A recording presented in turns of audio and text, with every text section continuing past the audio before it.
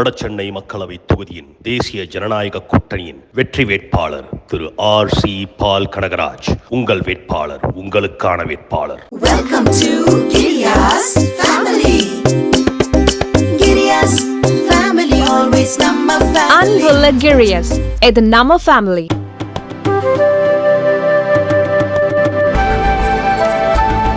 டெல்லியில் இந்தி கூட்டணி கட்சிகள் ஜனநாயகத்தை பாதுகாக்க பேரணி நடத்தவில்லை, மாறாக குடும்பத்தை காப்பாற்றவும் ஊழலை மறைக்கவுமே பேரணி நடத்துகின்றன என்று பாஜக கூறியுள்ளது.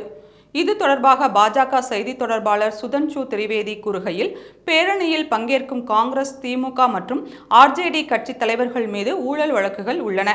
இந்த வழக்குகள் அனைத்தும் 2014 முன்பு பதிவு செய்யப்பட்டவை.